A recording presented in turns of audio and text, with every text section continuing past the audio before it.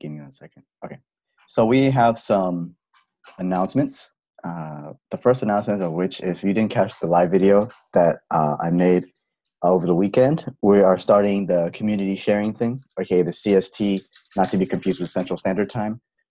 DJ, what the fuck's that sound?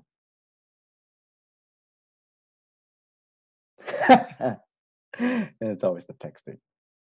What was I saying? Yes, we want to start the community sharing thing. This was brought to us by Eric Moonstock, and essentially after the task going to training, and we started the mobility unit. We started the other units as well. More of the posts started to die down, and we thought it'd be nice to get people just to share things. And there's already been some posts. You guys posted something about Maverick. Julian posted about God of War with me and Ian. So however you want to post it, whether that's a video post or just a text post, whatever it is that you feel like comfortable sharing, can be in the Slack, can be in the Facebook group, share that. And the question of the week is, what's your favorite movie and why? And alternatively, what's the worst movie you've ever seen? And why was it the worst movie you ever saw? So I said my choice already.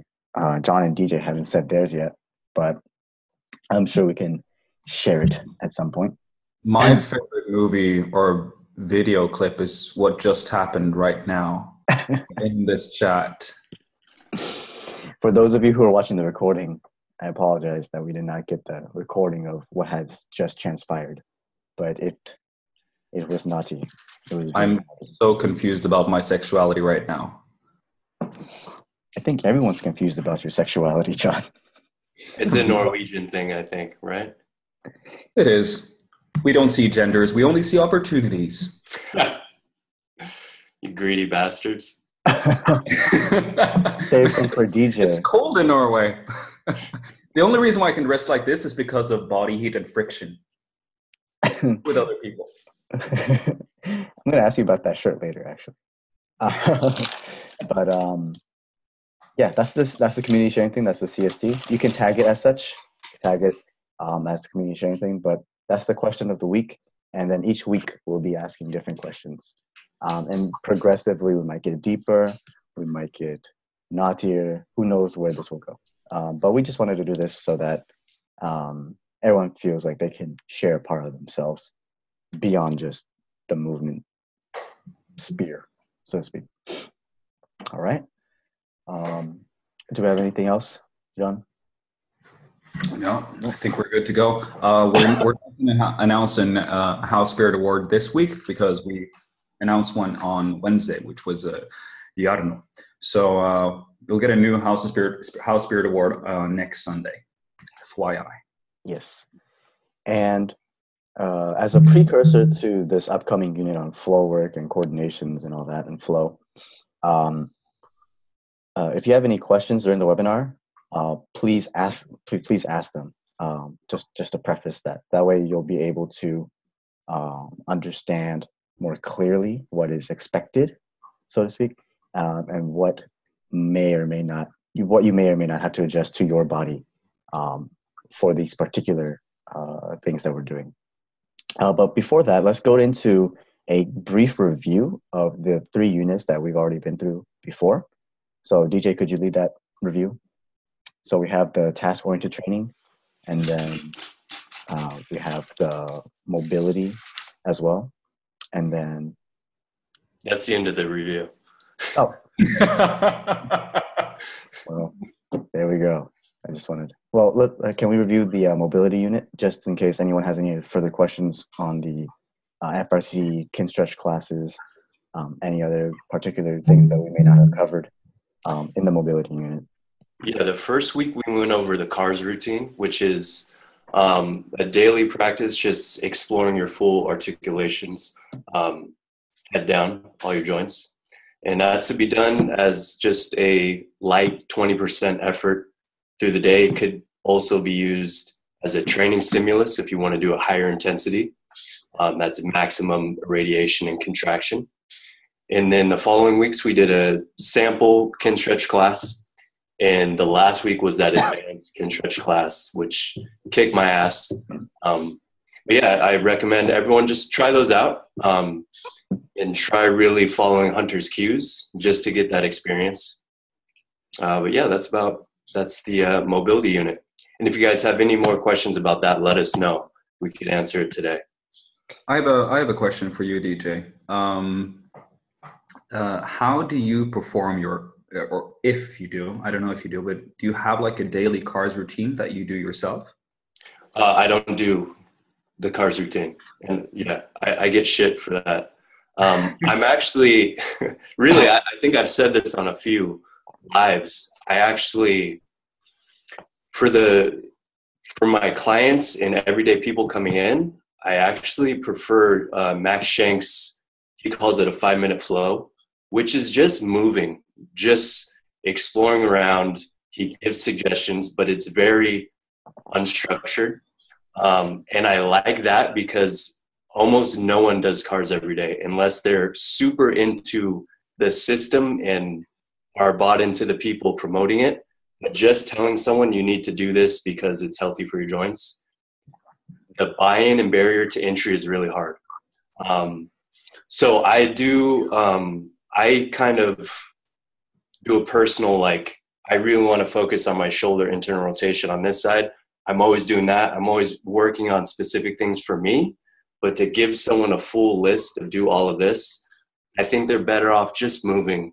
And then you could kind of fine tune it, like, okay, focus on this area right here, or move in this position. Just do circles. Yeah. So cars is, I guess, for trainers and people into it, it's a real good way to use intention and specify what you're doing. But for the general population, I think it's, they're better off just moving. And no, I don't do the full cars routine, but I do what I want to focus on. I do every day. Yeah, I mean, I've had this mobility routine that I've been doing, I don't know how many years, but that I do daily, which was before I knew about FRC and before I knew about other type of mobilization drills akin to FRC, which is basically just move your damn joints. Like, I just make sure that every day I move all my joints, and it's without any real effort. Really, it's just like 10 repetitions one direction, 10 repetitions the other direction. Because I mean, I'm sure that you can perform cars in a way where you focus on increasing your range of motion by putting a lot of effort and intention into it. But I mean, the healthiest thing that you can do for your joints is to move them. It's not to move them so much that you stop moving them. What is your definition of moving a joint? This. So I would say that, well, the good thing about cars is you're trying to articulate the joint fully to its full extent and not just use it in a certain plane. So that I think is important because that is joint health. You could talk about if it's going to help this or XYZ, but it is primarily grounded in joint health. So that I really think is the important thing about cars. But like I said, it's so like mechanical and it's hard to get people to do that. It is kind of boring also. I mean, depending on your mind state and everything. So of course, like I said, I pick joints where I know where if I were to move it on my own, I really rarely have an issue going there. I have coupling and I've had past injuries. So I know if I don't force myself to go to those ranges, I probably won't out of comfort. So I see it benefiting in that case. Oh yeah. I mean, it's all just moving a joint with some sort of intention. And the intention can be to move it with many variables, few variables, a lot of freedom, as for, that in a way that allows you to do what is most comfortable for you then and there, or to do something that is more challenging for you, which could be healthier for you long term. But ultimately, I mean, if you stop doing it, if what we've practiced for the 3 past weeks is something that you're going to stop doing because the intensity or the nature of the work or the intention that you have behind the work is so boring, then that kind of sucks. Mm-hmm. We have to figure out ways where we can, apply certain principles or ideas from these practices into our daily routine. That's what I really enjoy about looking at the chat right now. A lot of people are saying, no, but I've mixed different routines. I use Max Shank's routine. I use a couple of other principles from FRC. I use some from this person. And I think that's awesome because it's really about not stopping. And it sounds so trivial, but it is not. That's a huge, sorry, John, but that's a huge part of training I think people look over, especially when you're doing studies and looking at something written down on paper. So much of it is psychological and behavioral, and you really, something that might not be as efficient would work better because the person believes in it and they adhere to it. Adherence and consistency trumps everything else. So, don't make perfection the enemy of getting better. So yeah, I totally agree. And it depends on the individual. Very much so. The best program is the one you stick to. Right. Oh yeah. And yeah, again, it sounds so trivial, but it is really not.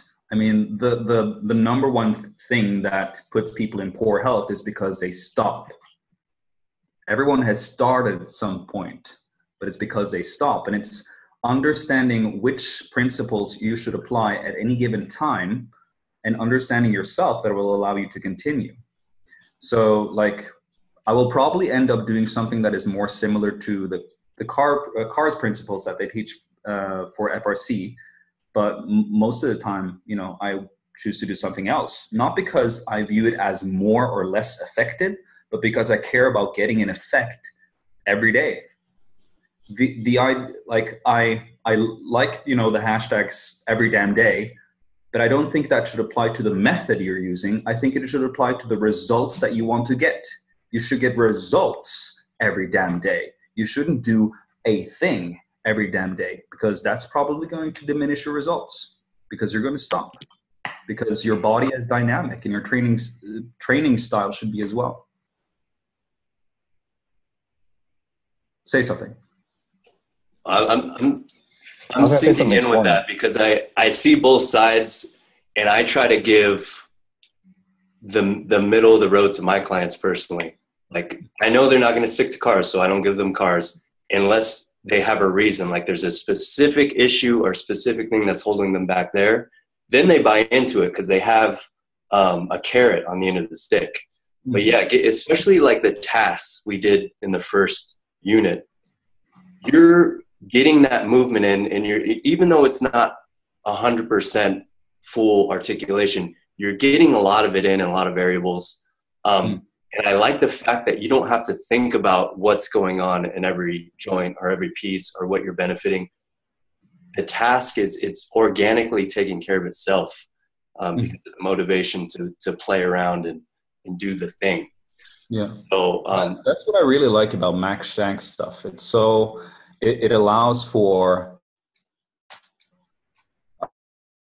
variables, both I would say physiologically, but also psychologically. So like, because some days you may feel like I just need to do something where I have really strict guidelines, but because I don't feel like thinking a lot right now. And that's perfectly okay. But some other days you feel like you want to actually put more intention behind the movement and more intention behind the practice. So I think it's a wonderful tool. Reem says everyone is oppressed with rotation this year. Yeah. Oppressed. Oh. And to that point, that is true. What he did for me, and I think a lot of people, is I used to do joint circles, as in this, and I never did joint articulations, unless it was teacups or something. But just the focus on, I never even thought about it. This is my joint articulating in the socket, especially with my hips. I never really felt it until really feeling and learning about cars. So yeah, just that, I guess being mindful of that was a big gift Spina kind of highlighted in the industry. Yeah, that's a very important point. Like just allowing you to get to know how you can work on different things, as long as we don't become obsessed about the thing, like Reem said. But I really like what Ian wrote. Like, somebody asked him about a question, I think it was from Sheldon, and Ian wrote, "I will just take note of that tight area, spend a few extra minutes there, and move on. But I will also spend 3 moments in the day moving that area." And as simple as that, keeping it simple, but knowing which tools you can use and knowing how to apply those tools to work on whatever you instinctively feel should be worked on. Like your instinct when it comes to movement is such an important factor. It's one of the most underestimated factors or tools that we have when it comes to movement. Is just using our instinct, but at the same time, instinct is easily polluted and malleable. Your instinct can go from, oh, my shoulder feels tight, I should move that shoulder. And then day number 2, you read an article online and you learn about trigger points in the rhomboideus. And then the next day you say, oh, my shoulder is tight, I shouldn't move it, I should release my trigger points. So intuition is incredibly powerful, but you should also understand that it is very easily manipulated by information and beliefs. So when it comes to these cars, they're a wonderful tool. They're an awesome tool. And just understanding how to work on the articulation of a joint instead of just flapping it around is super valuable. But if we become too focused on the articulation of the joint, and that lessens the attention we put into how the joint feels, and maybe you shouldn't move it too much today, maybe there's another joint you need to pay attention to, and that's when we can get in our own way, I think. And I like how you thinking of it as a tool. And I think the problem a lot of people have is they only use one tool or think this tool could solve every problem. The cars themselves start to become their own practice. I'm getting better at cars. Yeah, and there's nothing wrong with that, but as long as you know why, or is that something you want to do, or what that's going to do for you. But I see like the FRC tool as like a scalpel. But you cannot just use a scalpel. You need the sledgehammer, you need the chisel, everything in between. Don't get caught in one tool. It's knowing when and how to use that tool and using everything else. Use the tool, don't be a tool. But it is difficult. Like it's very difficult to notice when the tool you're using is becoming not a performance enhancing tool, but when it becomes a performance itself. Like when you start become too obsessed about it. And that's usually when it's a very good idea to have people around you who say, I think you have enough glenohumeral internal rotation.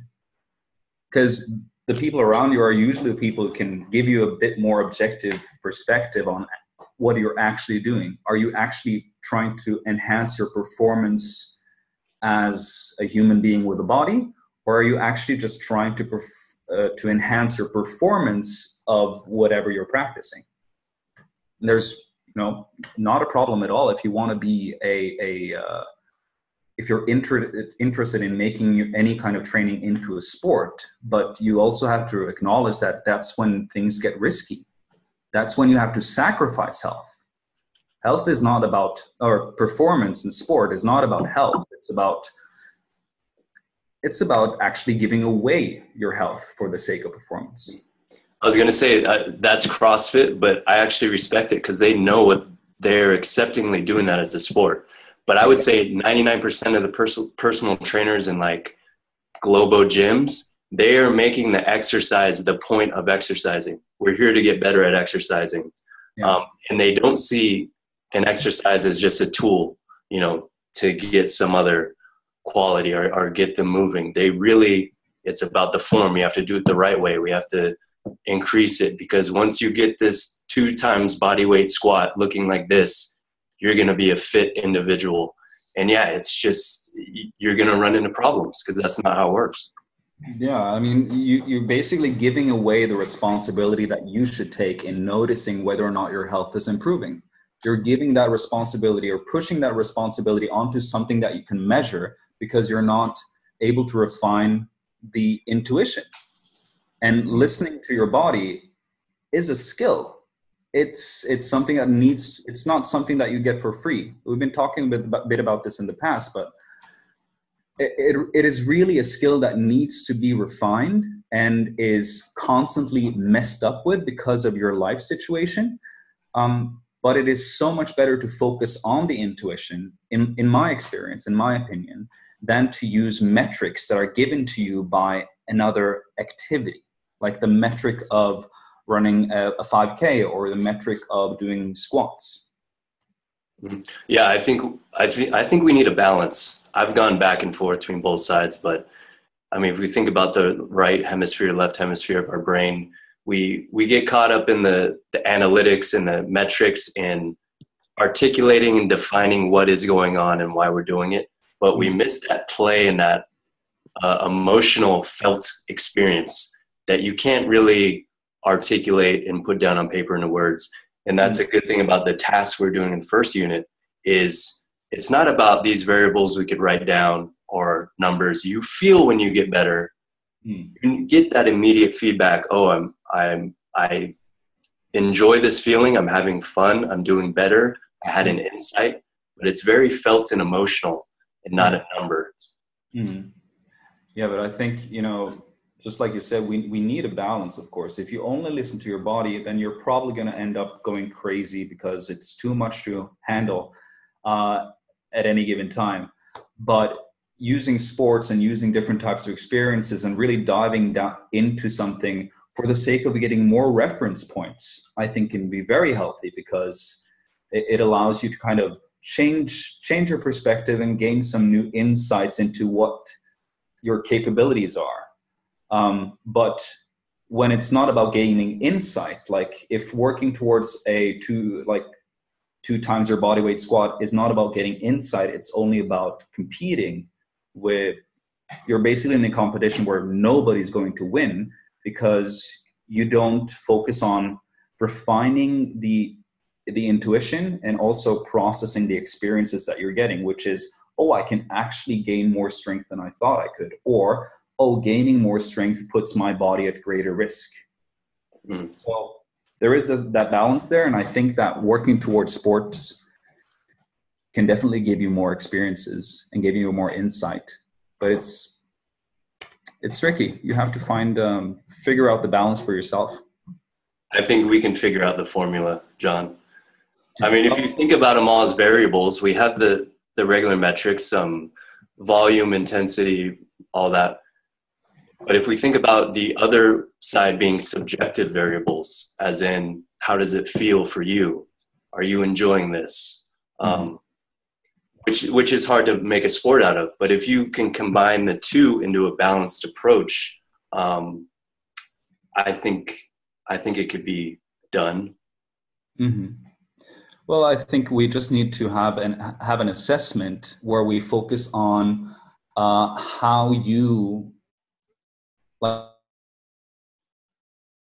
what the activities and the things you're doing, and when you're not doing things, like how it actually feels for you. Like, how do you experience your body? How do you experience your life?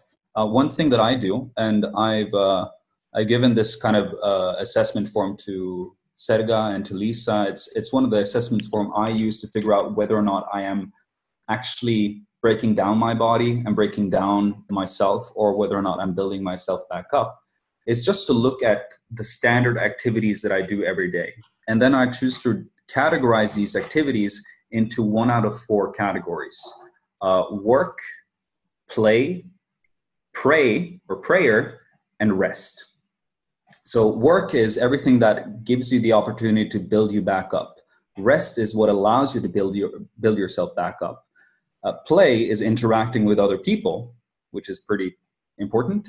And pray or prayer time is kind of the time that you have to reflect on your experiences and just, only be with yourself.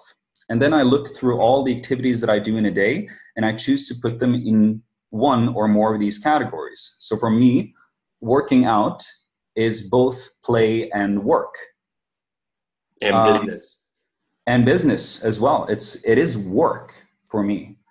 And then you can ask yourself, like, what about spending time with your family? Well, when I'm traveling all the time, then spending time with my family, it feels like work and play, because I feel like I have an obligation there. And then I focus on my food. What is food? Do I eat by myself most of the time? Is it a social thing? For me, rarely when I'm back home will I eat with others, because when I'm traveling, I'm eating with other people all the time. So that's prayer time. That's when I get to spend time by myself. And then I kind of try to summarize how many activities do I look or do I see as work, play, pray, or rest. And then I look at how many times do I work, how many times do I play, and so forth and so forth.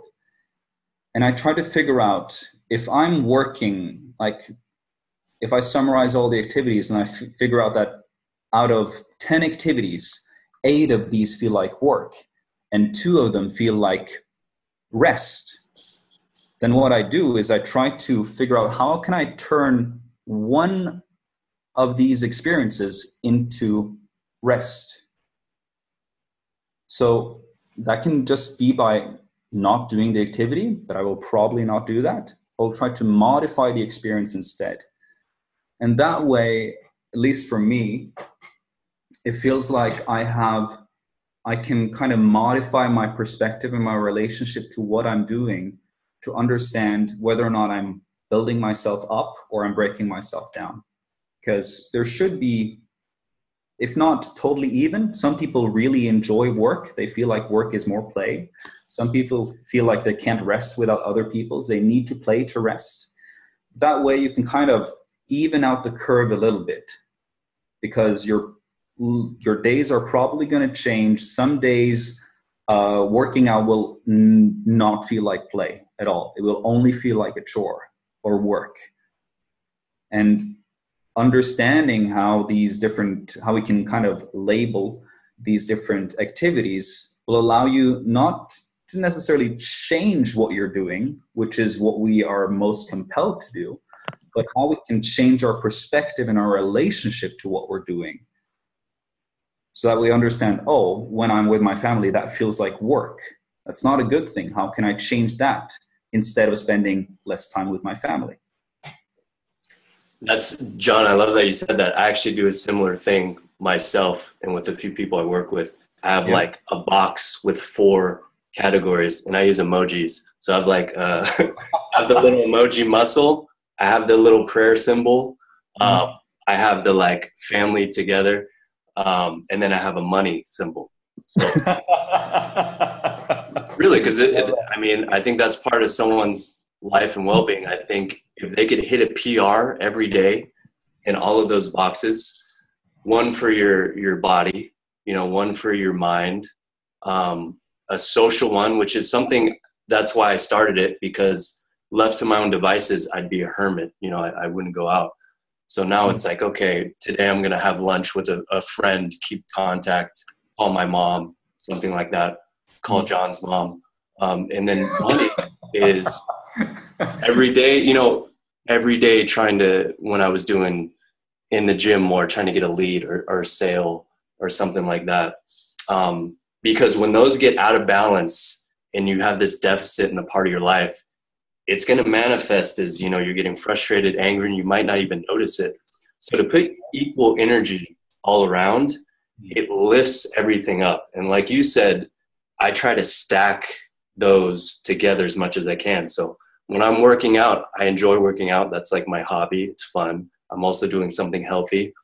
And I'm also maybe learning or working towards something that I could teach, or a skill, or something I could implement in my business, or content, like a video. And maybe I'm doing it with a friend, inviting someone else. So it's social. So I think the more you could stack that and make it well-rounded, the better happiness, quality of life, and growth you'll see. I like that. Cool. Jonathan. Yeah, I organize my life into 2 rules, if no one already knows this. I do what I want and I do what I say I'm going to do. That's my barometer. So that's it for me.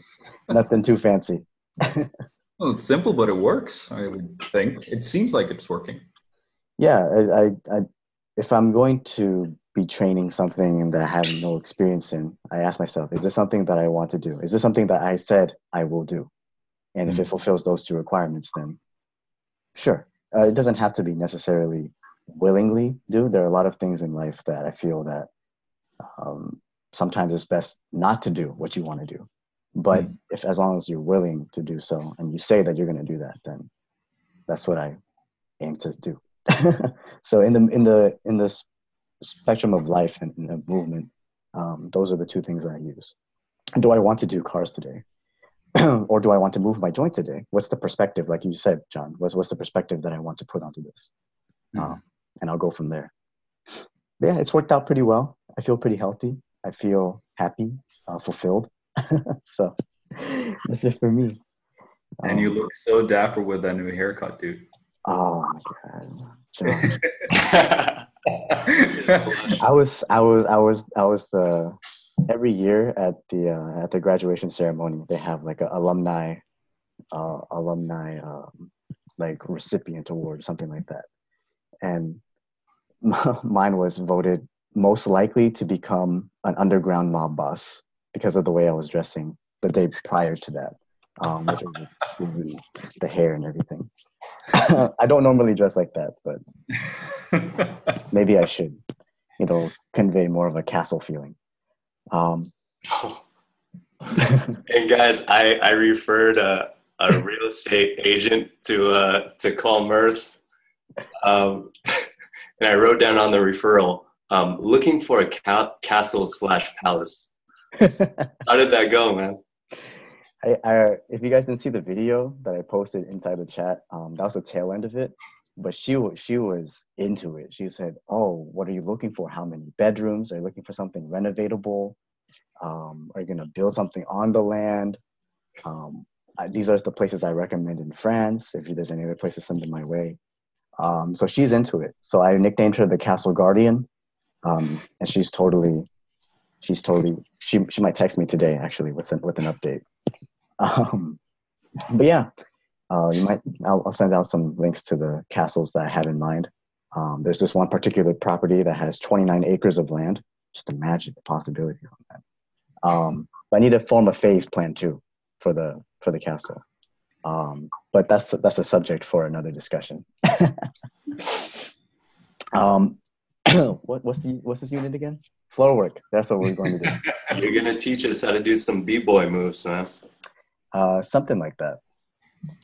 So this unit is going to be on floorwork, and I think it ties in nicely to what DJ and John just said, which is let's give essentially let's give our body experiences and try to balance that out, both with the new things and both with the old things that we know. So things that are novel and things that are familiar to us.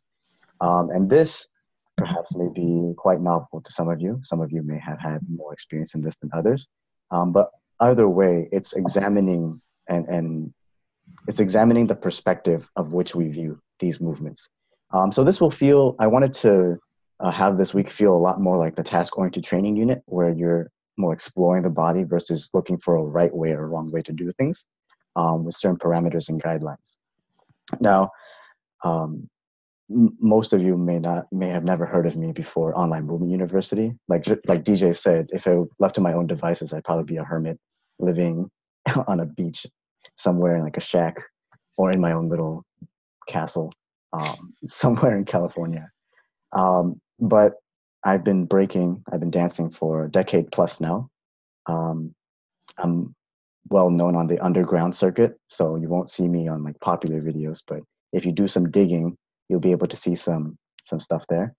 But I've done this both professionally and as a hobby for a really long time. Done many shows, toured. Um, John would resonate with that. And the revolution happening inside the movement culture right now, aka the movement, is something that I feel can be applied to all the other disciplines as well. So there's a CrossFit revolution that's happening. Parkour is experiencing its own little catharsis, and so is breaking as well. So it's for me, it's nice and purposeful to know where all these things are going. So the Online Movement University, for example, isn't a static entity. It's a dynamic being that is changing and is moving towards a sense of towards a goal, towards a certain purpose, which is to create something that's inclusive for everybody.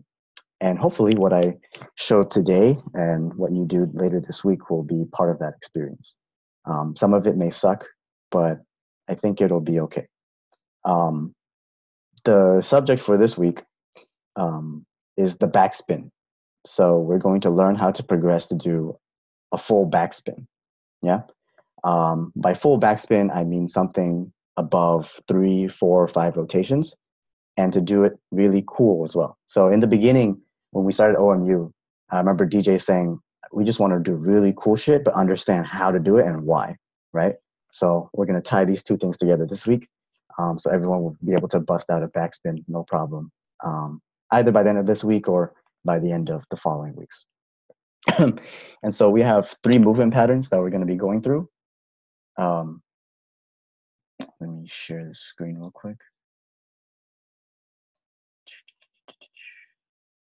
Yes, like what Amir and Ian did, but better. All right, let's see. Can anyone see the screen? DJ, can you see it? Just to verify. Yeah, I can see it. Okay, so this this is called the European shift. In breaking history, any kind of dance culture, there's always a history into who created a move, why it's named a certain way, and things like that. This is called the European shift, just because it was developed in the UK circa 1995 or so. I'm a big history buff on this side of things.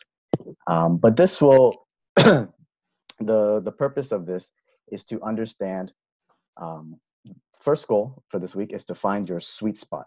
The sweet spot meaning that for any kind of rotational movement on your back, if you're facing the ceiling, is typically somewhere located on the upper T-spine, on the upper back, where if you imagine yourself as a top, that's like the point where you can balance your entire body weight on. So think of your body as a top when you're doing this, and focus the weight onto that point. So some of you may need to protract your scapula more than others. Some may need to just bring the hips up, but keep that in mind as the sweet spot, somewhere located on the upper back, upper T-spine. Generally speaking, located between the scapula. So let's go through here real quick. Let me replay that. So what I did right there, oh man, I wish I could slow it down. It's okay. So I'm gonna keep my legs together and just play it.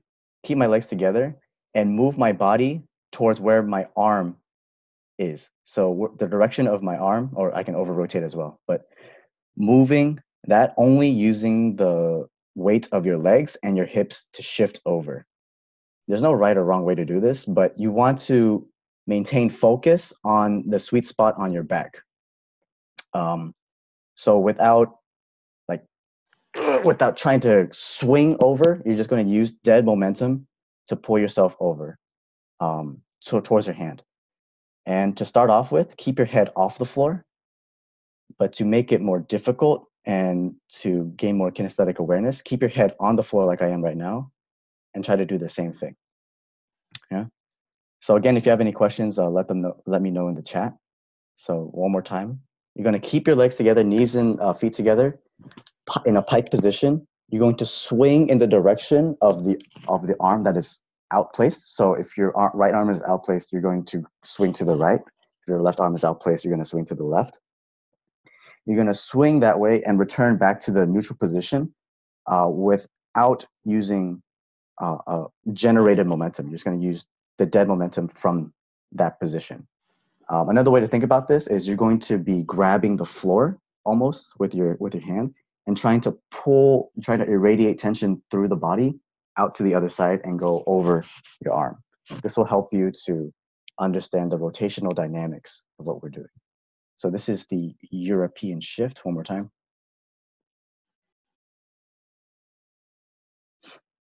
It doesn't look that cool yet, but in person it does. So I'm placing my hand down and I'm bringing my body over to that side.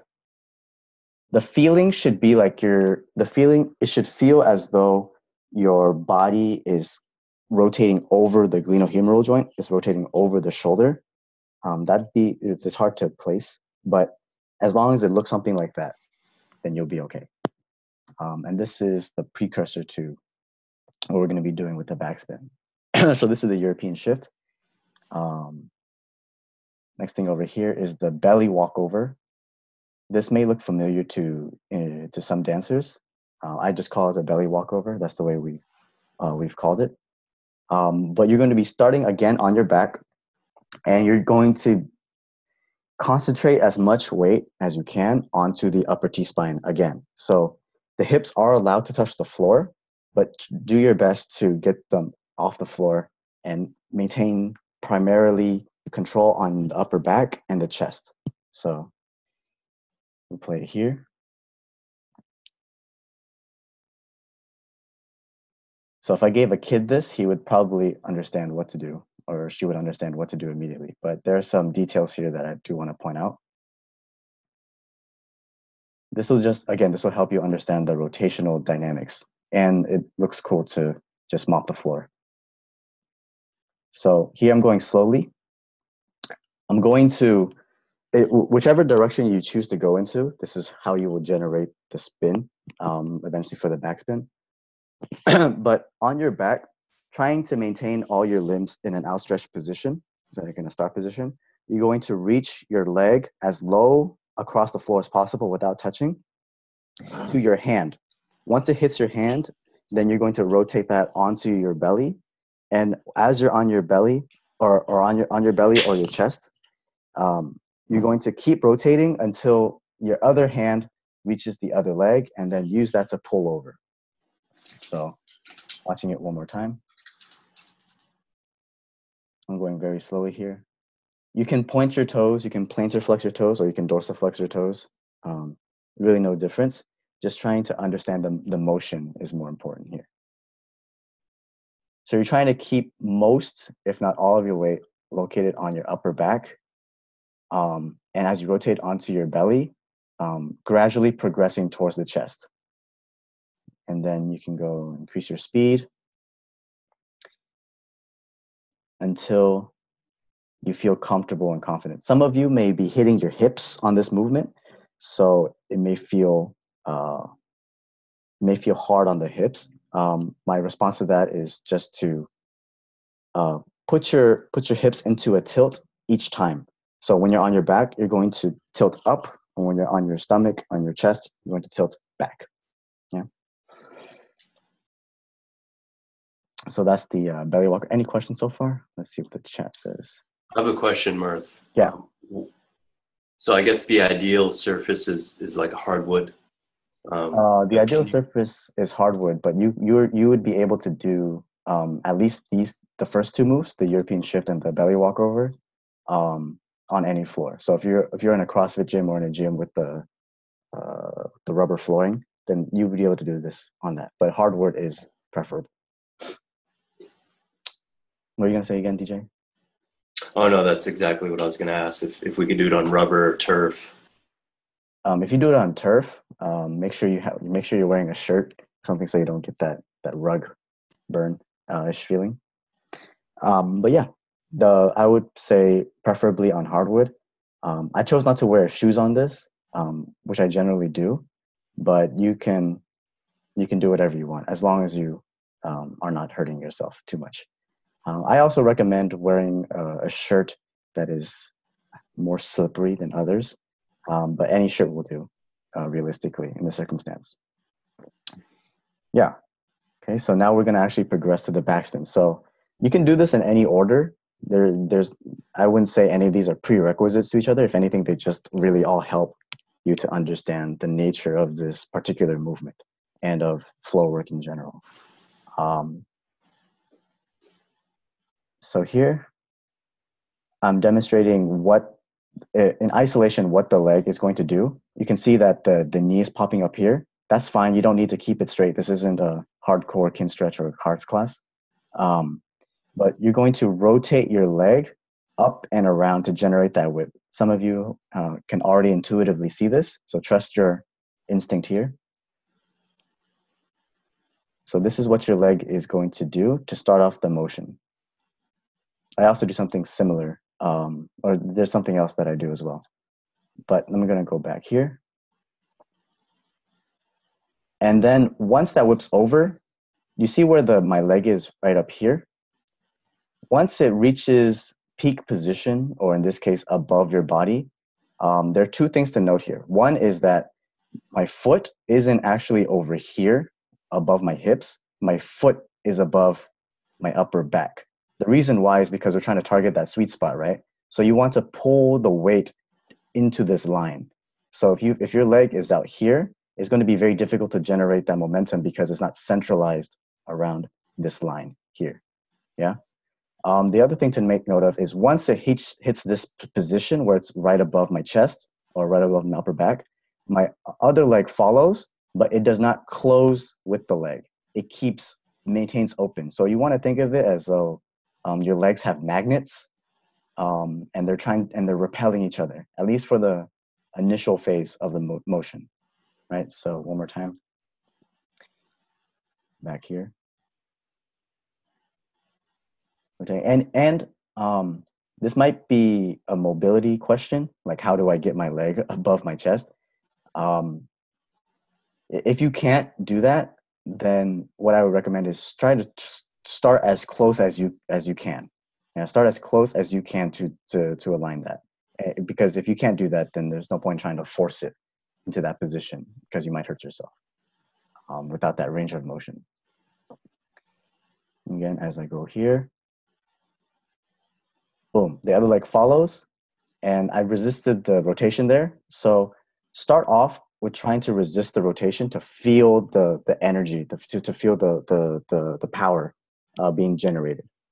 This next one, what I'm going to do to set off the entire spin is, since I am going in a counterclockwise position, I'm going to place my right hand above here so that way I can start spinning right there like that.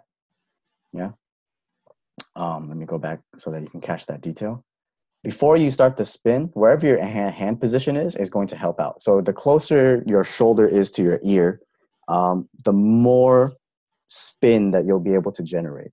The closer it is to your hip, the more you're going to have to work with your hips and overcome that resistance. So starting with your arm above here would be a good idea. The next thing you're going to do after that is simply just try to spin with your legs open and try to touch your toes if you can. We don't want to go like hardcore spinning yet without understanding where our body weight positioning is. So this right here, we call the tabletop. And I'm going to pause it right. Where am I going to pause it? Right. I can't pause it correctly. One more time.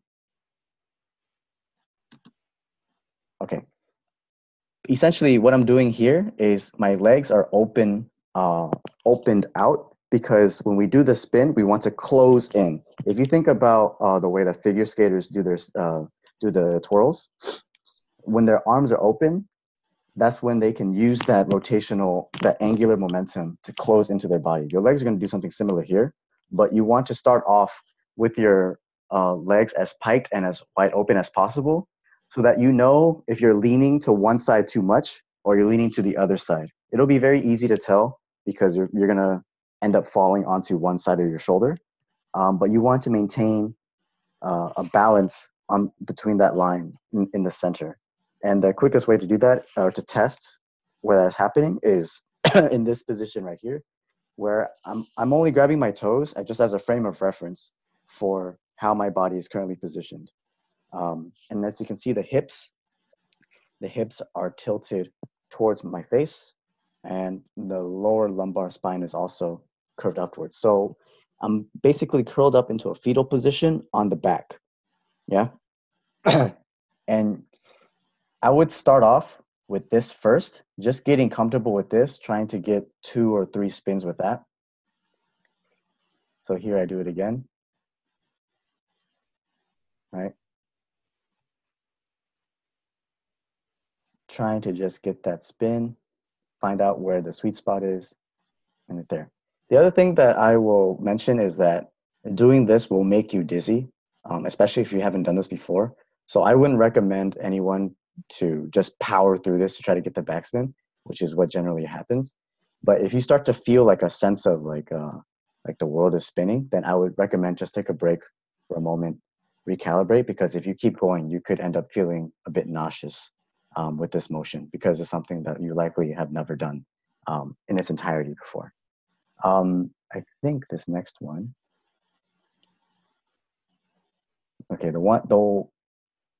so I recommend again doing that motion. This is the one where I close in. Yeah. So this is what a beginner backspin will inevitably look like. So don't think that you're going to be doing like crazy windmills and stuff yet. But once you feel comfortable getting at least 2, 3, or 4 or 5 rotations on your upper back with your legs piked, after the first initial rotation, you're going to close everything in to your body. So I'm going to demonstrate that again right here. Close everything in to your body. And I like to tie my hands behind my legs just to know that I'm locked into place, into position. But you can do whatever you want to make sure that most of your leg weight and your hip weight is above your upper spine. Now, what I demonstrated here is what it'll kind of look like in the beginning, but a full backspin will have the butt and the hips much, much, much higher, aka the knees are much closer to the face. So that way the weight is located across, again, like using that top example, it's located across that center line. But this is a great intro into that rotational dynamic before you get into anything more difficult like windmills or flares or air flares or 1990s and all that. But just again as a review, so you're going to swing your leg up and around. It's going to follow this motion. Once it hits that peak position where it's above your upper chest, then your other leg will follow suit. Maintain that open V shape as best as you can. I like to grab my toes. You don't have to. But just trying to figure out where that spot is on your back where you feel you can get more spin from. And that's different for everybody. But generally speaking, again, on the upper back. Keeping the hips high, the legs over the center of the body. And maintaining that and doing that over and over again until you feel very comfortable with this particular motion. So if you're looking for a number, I would say around 2 to 3 rotations just from this would be good. And then you can close in and whip it up. Yes. Any questions? I feel like I tried to be as thorough as I can. Oh, Mirth, once we close in with the knees on the last variation, yeah, are we going for more spins? Yeah, so this is the experience that will happen. When you're spinning slowly and then you adjust and you accelerate, the acceleration will make your head spin. Will have that kind of feeling to it.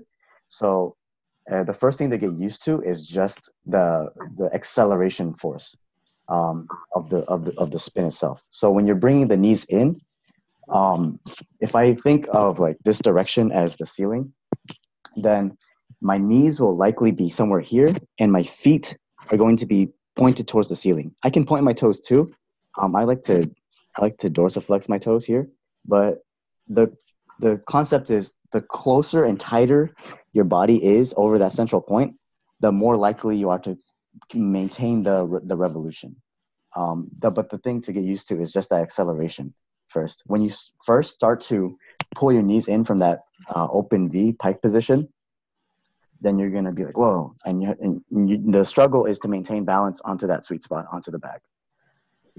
Did I answer the question? Yeah. So it's going to be more spin. Is there a specific number we're going for, standard? Standard is whatever looks cool. So whatever, if you're recording yourself, whatever looks fresh or whatever looks cool, controlled, is better. Generally speaking, anything between the realms of 5 and 10 are pretty good. The main thing, again, is to concentrate your body weight onto that point. So wherever your hips are, if your hips are leaned to one side, then you're going to lean one way. If your legs are in that tucked fetal position, but they're also leaned to one way, then you're also going to fall in that way too. Other precautions to take note of are once you close in and you fall to one side, you may end up scraping some stuff. So depending on the flooring that you're at, it may be more difficult. The backspin for sure should be on something like a hardwood floor. You can also do this on concrete. I do it on concrete too, but be careful. Use your intuition there.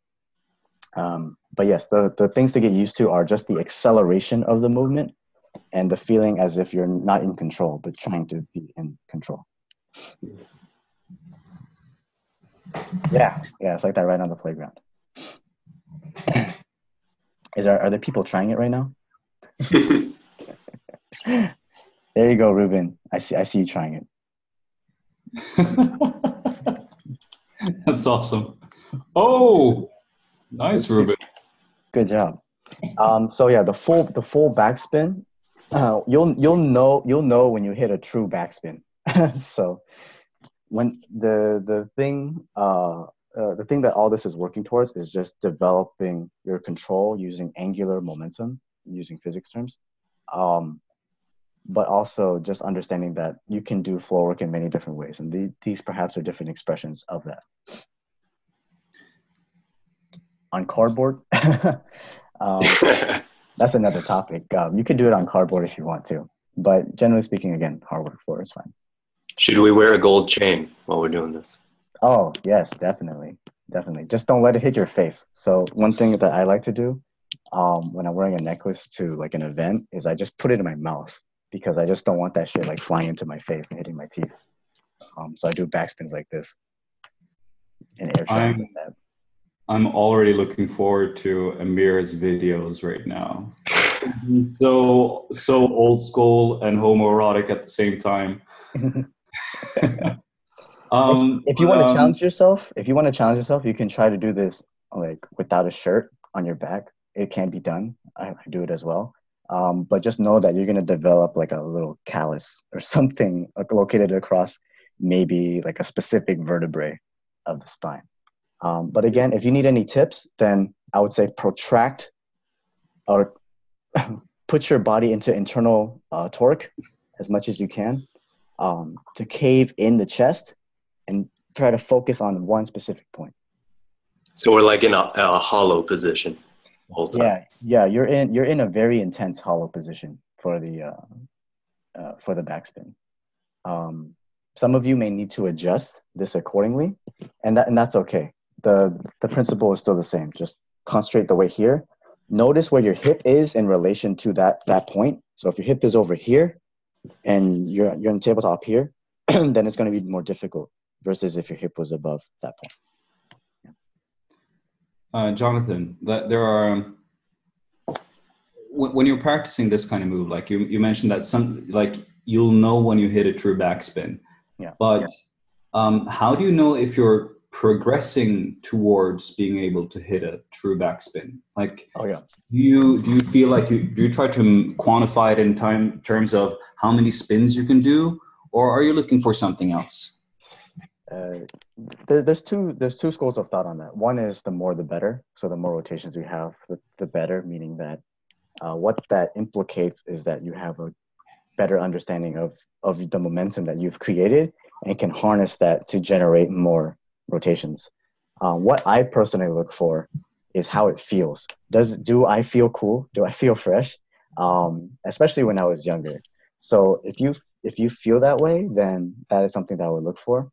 The other thing that I would look for is there will definitely be a feeling of a loss of control. But how you feel during that loss of control is also important. Do you still feel like you can recalibrate? So for instance, it's almost impossible to be perfectly balanced on one specific point at any time. just generally speaking, there's so many variations there. However, if you can counterbalance your body during that motion to maintain a sense of stability throughout that spin, that's what I would quantify as a true backspin. Alternatively, that's an internal cue, but externally, if someone goes, "Oh shit," then there you go. Yeah, so those two things. So internally, how do I feel during this? Do I feel a sense of control even though there are a lot of things I can't? And externally, are there people going, "Oh shit, he's doing a backspin," or he's spinning on his head, stuff like that. That's what I would use. I really like what you mentioned about the control aspect, because a lot of people, it seems like they expect that a good movement is about being in control at all times. What are your thoughts on that in regards to a movement like this? Any dancer can tell you that we get lost in the flow state of things. So for me, in terms of having control over movement, that's not a bad idea to have, generally speaking, a greater sense of control over what you're doing. However, I also think it's important to consider what happens when you feel out of control, when something just takes over you. You know what I'm saying? Um, that's Amir's mom says hi. Oh, so cute. Oh, that's amazing. Oh, that was beautiful. Thank you, Amir's mom. I almost forgot what I said. Oh yeah. So the idea that you have to be in control at all times, I think is a bit farcical. There are a lot of things in our lives that we can't control and that we also feel out of control. And so to me, it makes more sense to develop the things where we can have control in and understand our awareness to the things that we don't have control over, such as in this context, the backspin, how fast you're spinning, you know. Yeah, my idea of the idea that we have to be in control at all times, I think is it makes us feel it's much more restrictive than it is liberating to me. So, like in the moments when we're moving, when we're not in control, what do you think we should be thinking? Like, what kind of mindset should we have once we're moving and we know that we're not able to control the movement itself? Knowing that you don't have to control it, I think, is the first thing. You don't necessarily have to control the things that you can't control. If we think about if we think about our relationships, a lot of people try to control another person, thinking that that is something they can do as a reaction to a feeling of feeling out of control. That's just a lot of jargon. But essentially, I think the first thing to realize is that you don't have to have control over that. You can just let it take you to where it goes. And that could be one way of doing it. It's not the only way, but that is one way of doing it. Mm-hmm. If you're feeling a specific loss of control in a movement, another thing to point out, at least, or to be aware of, that might be good, is to understand how you feel during that loss of control. If some of us feel really great without it, you know, it's liberating to not have to think about that. And this is a model that I like to not give to people, but share a perspective, which is that every time we practice, we think, but we're practicing to not think because it's much quicker not to think about these things. So if you can execute a motion without having to think about it, without having to feel like I have to control this, then that is a higher level of mastery. So I forgot whose model it was, but in any skill, it moves through 4 frameworks, which is unconscious incompetence to conscious incompetence, aka I don't know I suck at backspins, to shit, now I suck at backspins. Then you move to conscious competence, which is I'm aware that I can get better at backspins. And then the next level after that would be unconscious competence, which is you've done this so well and you practice it so well that you don't even have to think about it anymore. That would be my analogy for that. Yeah, there's much more to that I can say, but Yes.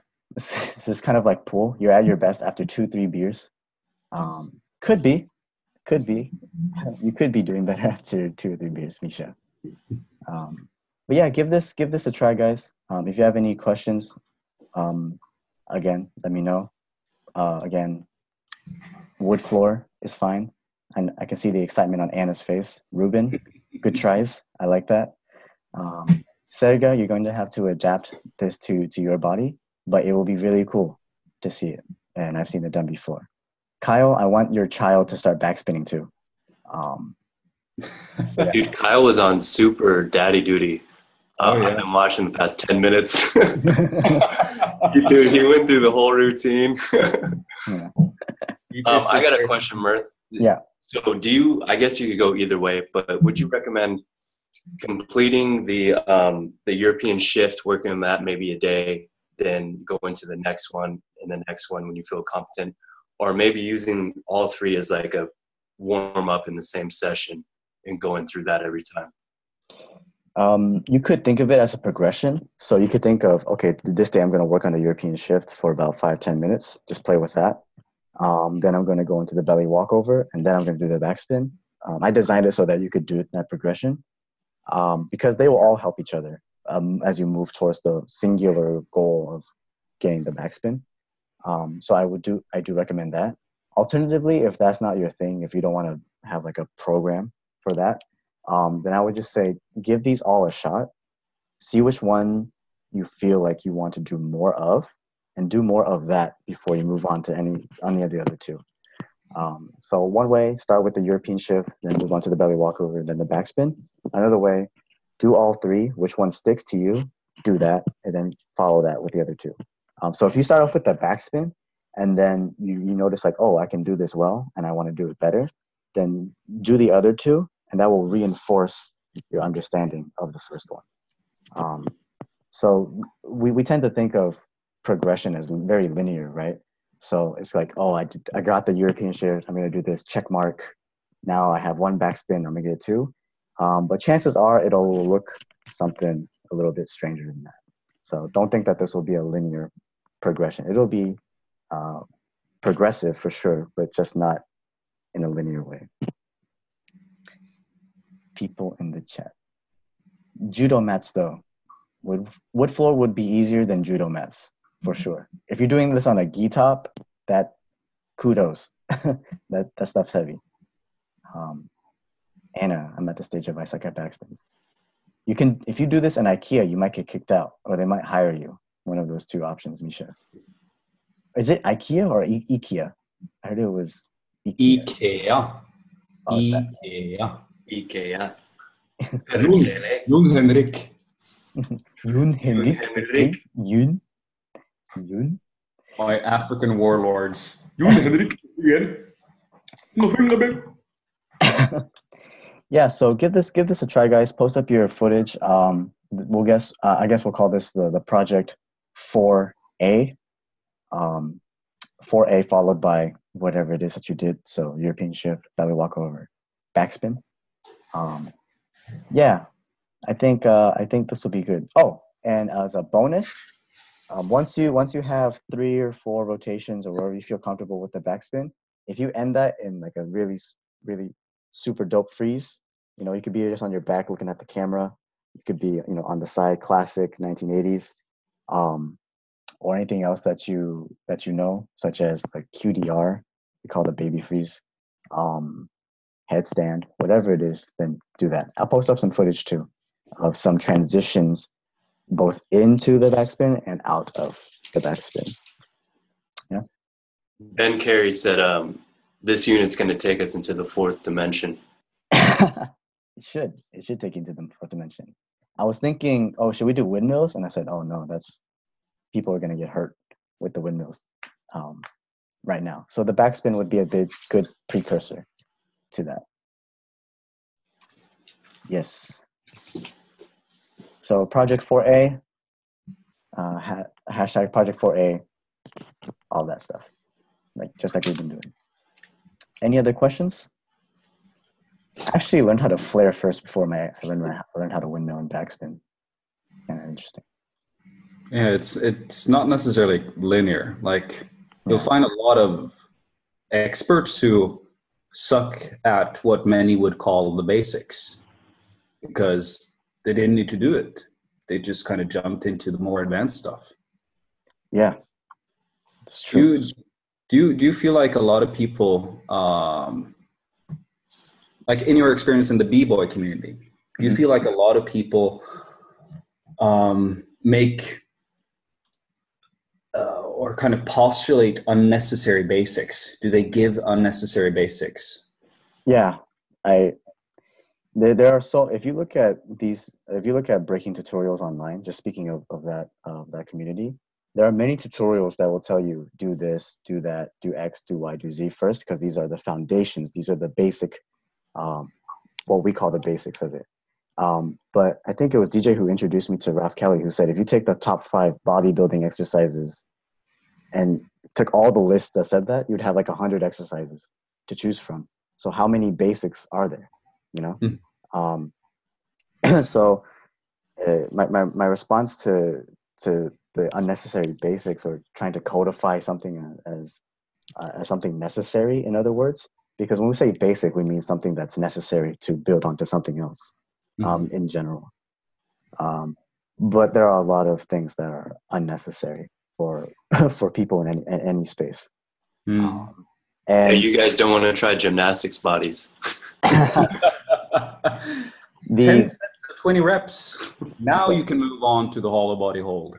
yeah, the we have to look at movement and our standards of movement, in ways that we I don't know the right word to say it, but at least not based onto someone else's arbitrary standard of what they call you a mover or a b-boy or a gymnast, unless you are going into sport specific fields. Like in gymnastics, there are certain standards and protocols that you have to hit an iron cross, you have to be able to hit a Maltese, and those are those are all basic things to them in their field of sport. But if we're examining this from just another perspective, then it shouldn't be, oh, this person called me a mover, therefore now I am a mover, and moving towards that understanding of it. I think we should all define what that is for ourselves and find our place in that. Do you think that it's more common to find well-rounded people in breakdancing, or are they pretty much all specialized in something? Most people specialize because that's what they like to do. So anyone familiar with the breaking community will understand that there are a lot of the more popular movements, such as the power moves like the 1990, which is the one-handed spin, the 2000 head spin, of course, windmills, flares, halos, blah, blah, blah, blah. And some people specialize in that and do really, really well. And on the other hand of the other hand of the spectrum, we got people who do mainly footwork and floor work on their back. They do freezes or whatever it is they do, and they specialize in that. So finding a well-rounded b-boy or a well-rounded dancer is extremely difficult to do because you blur the lines between what's unique to you and what is extremely, extremely general. So the common topic in breaking is originality, which is, okay, you can hit a backspin. That's cool. Now, how can you do the backspin in your way? What's your addition to the table? That's more important than just having a backspin. And that's something that I would encourage everybody in here to do as well, which is what I see in movement a lot is when we do floor work and stuff like that, everyone tends to imitate each other. Everyone tends to do the same locomotion drills, the same patterns, lizard crawls, et cetera, et cetera, et cetera. And I'm more interested in just seeing what people develop from that versus a regurgitation and practice of that. Um, I want to see more, not original stuff, but I want to see more people moving in the unique ways that they can. So something like what Ian did when he posted that, that's something that I love watching versus saying you must move from a standing position to this floor roll onto the side, onto your back, and then end up with the crawl of some sort. Um, that's fine and dandy too, but I'm more, I look forward more to people expressing that part of themselves. What do you think limits people from being original? Originality is a big topic in breaking because on one hand, you have people who say, oh, everyone should be original. You should do everything on your own. On the other hand, you have people who want to codify things together. So for example, is breaking a dance or is it a sport? Is it a competitive art or is it something that you do for yourself? This is a very big debate in the community. And when we talk about originality, that implicates that moves cannot be original. Moves can be taken and registered, trademarked, which is also a big topic in the breaking community as well. So for example, if you did the backspin the way I do my backspin, then people would say that's a bite, or you're copying, you're plagiarizing me, and you're not being yourself, for instance. And that's a very difficult line to cross. It's like, is it, is that something I did, or is that something someone in Bangladesh did like 500 years ago, you know? So it's very difficult to talk about originality in a way that doesn't that is can be seen objectively, but also subjectively, because we tend to veer much more towards the line of subjectivity in terms of what is original or not. So, for example, when there are certain characteristics that John, me, and DJ have, right? And so, if you imitate us, that would be considered an original. What we are seen as original. So John's motion in the kitchen with an unbuttoned shirt, drinking coffee, that kind of thing. That's original to John, DJ doing internal, external torque, lifting rocks. That's original to DJ. So the moment that you see someone else do that, you immediately think of that person, is what that means. But in movement, it's very much, you can also do the same thing. But to tell people how to be original is a very difficult endeavor, other than to say, do what feels good for you, see what other people have done, and build upon that in your own unique way. So a difficult subject to unpack because we face a lot of fights in the community. Yeah. So, yeah, yes, Ben. Yes, Ian. If copywriting movement was enforced, we'd all just be statues. Yeah, I'm not particularly fond of the idea that that certain motions belong to certain people. There are certain parameters by which disciplines are considered. So if you do a ballet pirouette with a ballet approach in breaking, that's not going to be seen as breaking or understood as breaking. But if you did a pirouette from a breaking approach, then that would be then considered breaking. So it's this fine line, blurred line between what is X and what is Y. And that's something that is going to be talked about for the next 100, 200 years or so. But that's my perspective, John. I don't even know half of what I just said.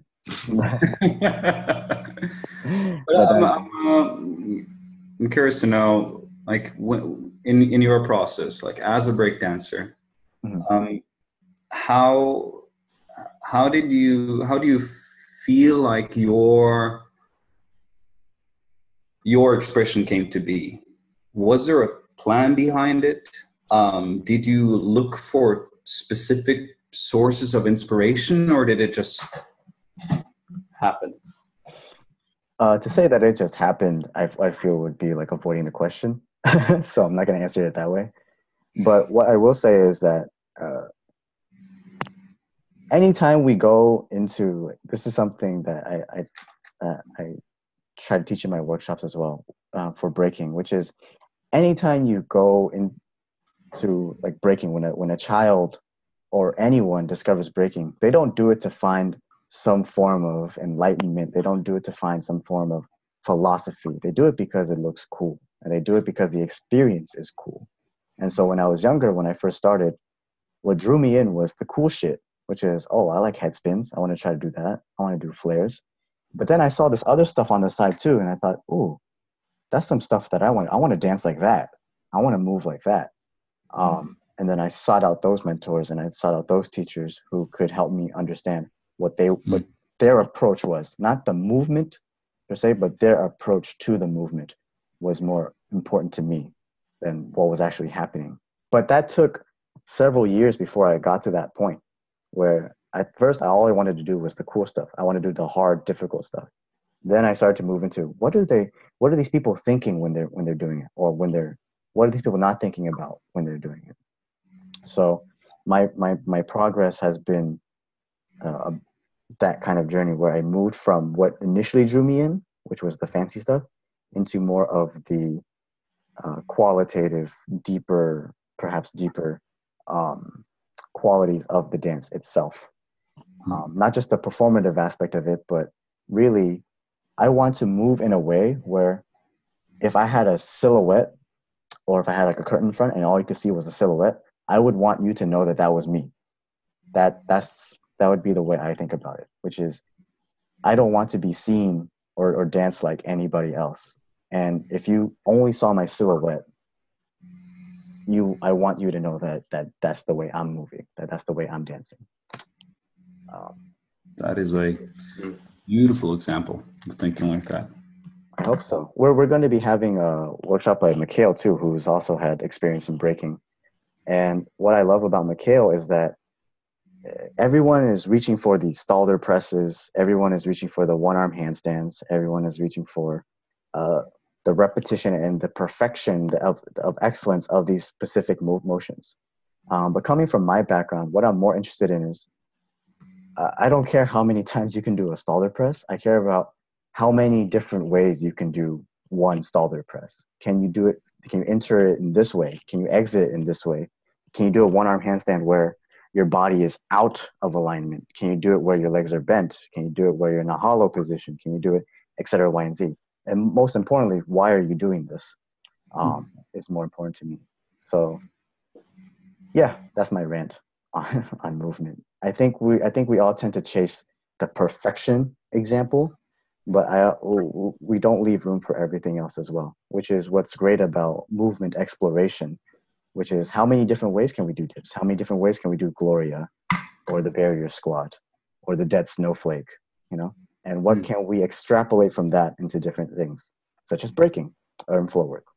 Yeah. No, it's really interesting. Like so many people talk about freedom of movement. They want to move with more freedom or with a more sense of liberty or whatever. But whenever we learn a move, we also kind of become imprisoned by the technique, so that a movement just becomes one movement instead of becoming a lesson that would allow you to express yourself in more ways. You only learn one way. So it's an interesting thing. Yeah. Yeah.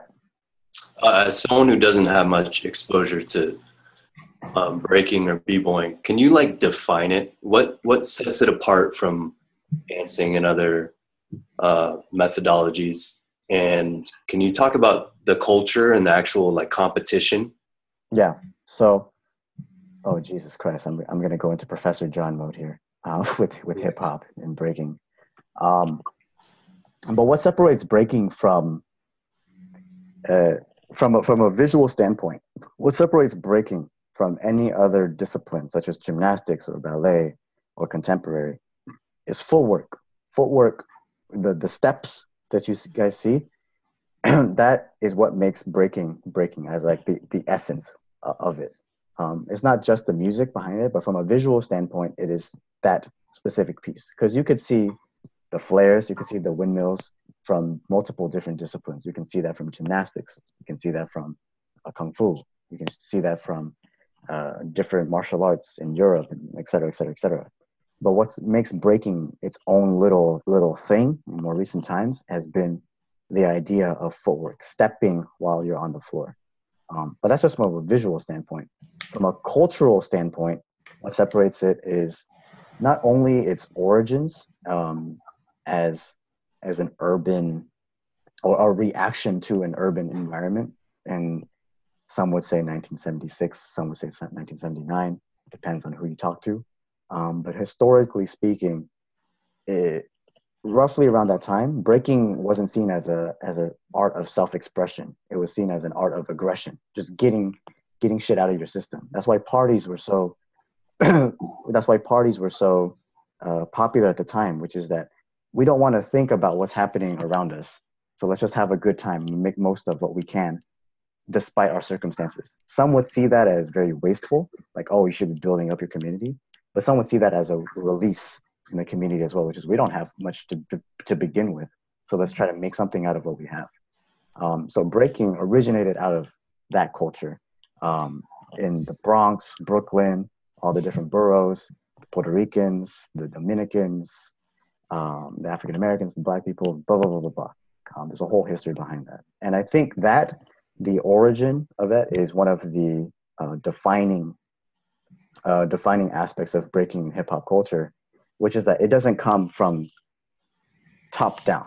So gymnastics came from top down. It came from a high art down to the masses. This came from the bottom to the top. So if you think about this in something with like ballet, like I keep bringing up ballet because that's seen as a high art. Breaking for a long time still is seen as a low art in terms of culture. It just seems more rugged, raw, blah, blah, blah, blah, blah. Not much thought or philosophy behind it. And that energy, I think, is one of the defining features of it.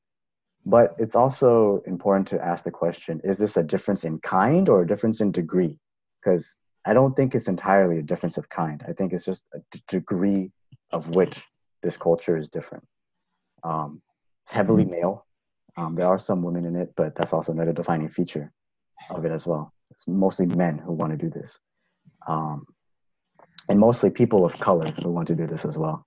But more recently, a lot more cultures have been involved in this. So worldwide, the Koreans, the French, the South Africans, the Vietnamese, the Filipinos, the Venezuelans, the Spanish, blah, blah, blah, blah, blah. And so to answer your question more succinctly, I would say to what makes breaking, is I bring up the word approach a lot, but I think the approach, the perspective on it is very important, because the way a b-boy would approach ballet is very different from the way a ballet dancer would approach breaking. And you can see that as a result in when we're doing stuff. So for example, when I teach ballet dancers how to do some breaking footwork, this is just like a really small, minute example, but they will plantar flex their foot in every motion, right?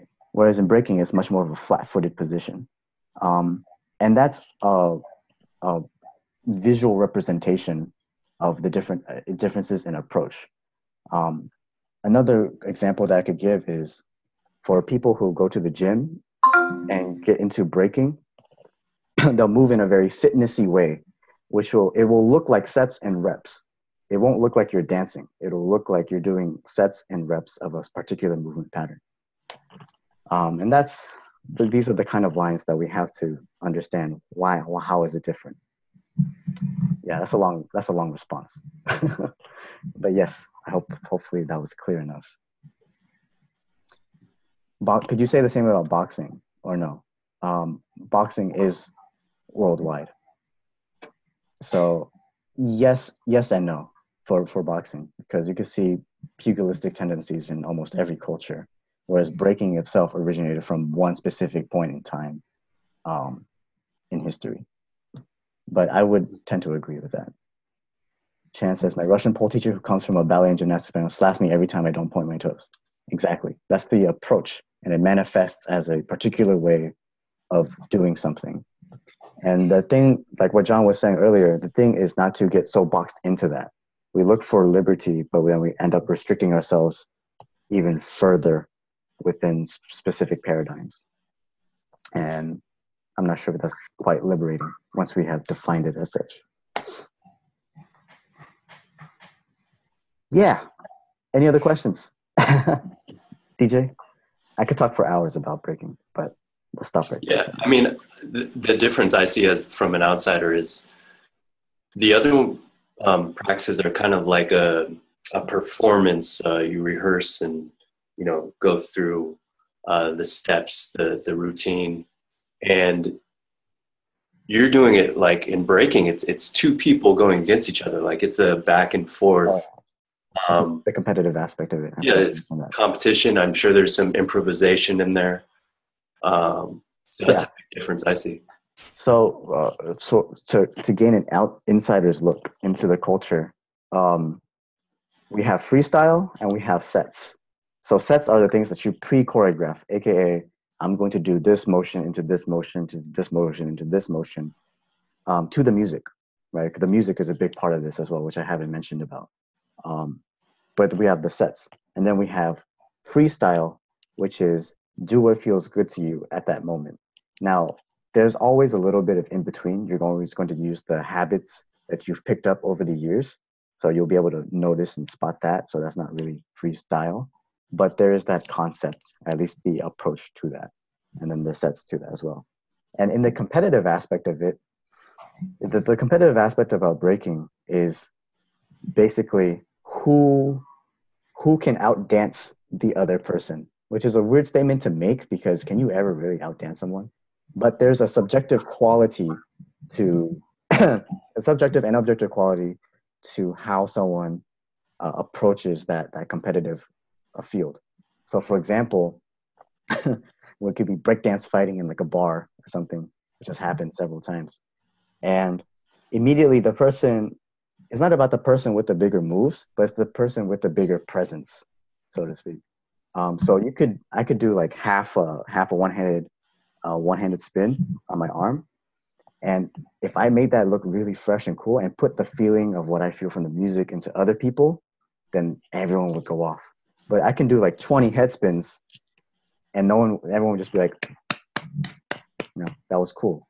But it's about the feeling more so than it is about the actual emotion. The motion is the means to carry that feeling. Mir, no contest.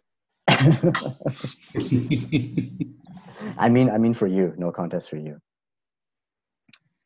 Elisa says a lot of times you can also easily spot done ballet. Yes, exactly. The approach manifests itself through the movement is the succinct way of saying that. So if you're coming from this with ballet, you'll probably point your toes. If you're coming at this with gymnastics, you'll probably look really rigid. If you're coming at this from like salsa, you're gonna look very flowy. So the approach manifests itself through the motion, and the competitive aspect of it is, in my definition of it, is do the audience members feel what I'm feeling when I'm dancing? Can I put what I'm feeling into other people? And is my movement quality good enough to interpret both what I'm hearing and outputting out into other people? That would be my way of seeing it, because it's very hard to say you did better than this person, other than like, oh, you didn't fuck up, those kind of things. But as long as you have that quality in it, and that's what I care about. I'm up with some other stuff too. I'm a pretty harsh breaking coach, but I'm not that harsh. I'm nice. I don't know about that. You broke me off, dude. I was trying. You did it though. That's the thing. You did the move. You did the move though. It was very challenging and fun also. But yeah, you broke it down in steps really well. It gave me a lot of insights on my limitations. That was great. Yeah. Thank you. And if anyone has any other further questions, then please again reach out. I've been doing this for over a decade, and have connections to some of the most popular people inside the space who also dance really well. Any other questions? Type in, chime in. If not, then yeah, this was a long webinar. Yeah, if there are no more questions, then go ahead and get started on these three tasks. I'll call them tasks, not exercises, just tasks. The European shift, the belly walkover, and the backspin. So I'm really excited to see everyone's backspin. Once you have that foundational basic of how do I control my body in this space, how do I negotiate the lack of control, then I would love to see people play with it. So for example, one quick variation that people can do is if their legs are like this, both legs together, what happens when you simply just grab one leg, and you have the other leg pointed out? or both legs pointed out, fully, stuff like that. Engaging more of that cerebral creative mind into how can I make this backspin my own backspin?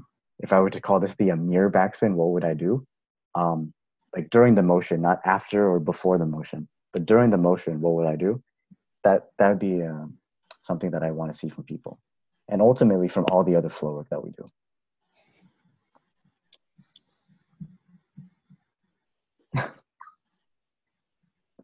Yeah, we tend to think of what's original before and after, but during is also important. All right, everyone. If not, then we'll wrap this thing up. Anna, I'm excited to see your variations with the poll. Derga, I'm excited to see what you come up with. Melissa, I know this isn't your forte, but you're gonna get it. Ben, you're shaking your head, but you're shaking your head in complete trust in yourself. Misha's just gonna be backspinning in his head when he goes to sleep later tonight. Perfect, everyone. Well, if that's the case, then we'll just wrap this up. And thank you, everyone. Dude, great webinar this week, guys. Good job, See Mark. you guys later. Peace.